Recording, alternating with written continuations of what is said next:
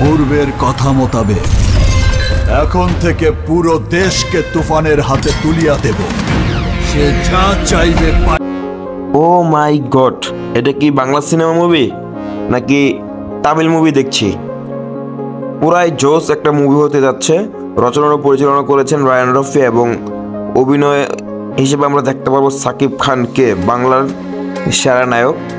এখন মনে হচ্ছে আসলে তিনি বাংলার সেরা নায়ক। খুবই চমৎকার একটি গ্রাফিক্স ডিজাইন এবং অ্যাকশন নিয়ে হাজির হয়েছে আমাদের মাঝে। কোনো কিছুতেই বাধা দেওয়ার এখতিয়ার কেউ রাখতে পারবে না।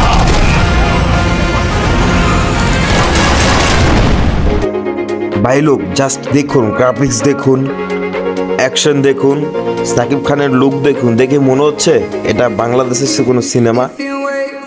হ্যাঁ, কেউ বুঝতে পারবেন এমন একটা সিনেমা। অবশ্যই আমি রিকমেন্ড করব যে এই ছবিটা অবশ্যই মুক্তি পাওয়ার সাথে সাথে আমাদের দেখা। আর এর ব্যত্যয় ঘটিলে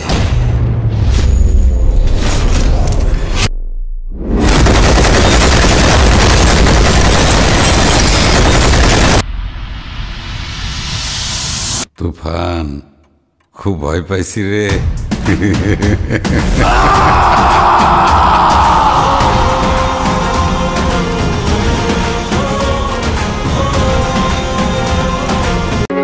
ধন্যবাদ জানাচ্ছি রায়ান রফিকে, যিনি এত সুন্দর একটা মুভি আমাদেরকে উপহার দেওয়ার জন্য। অবশ্যই মুভিটা আমরা এখনো দেখিনি, সামনে দেখবো কোরবানির ঈদে। তারপরেও ট্রেলার দেখে বোঝা যাচ্ছে মুভিটা বাংলাদেশের সর্বশ্রেষ্ঠ অ্যাকশন মুভি হতে যাচ্ছে। দোয়া রইল আমাদের সুপারস্টার শাকিব খানের জন্য। তিনিও মোটামুটি ট্রেলারের মধ্যে দেখা যাচ্ছে খুবই স্বাচ্ছন্দ্য বোধ করছেন অভিনয়ের মধ্যে। বেস্ট অফ লাক, বাংলাদেশের মুভি এভাবেই এগিয়ে যাবে। অবশ্যই প্রিয় দর্শকবৃন্দ, আপনারা কোরবানির ঈদের পরে এই মুভিটি দেখতে পারবেন, বা ওই টাইমে রিলিজ হবে আর কি কোরবানির ঈদে।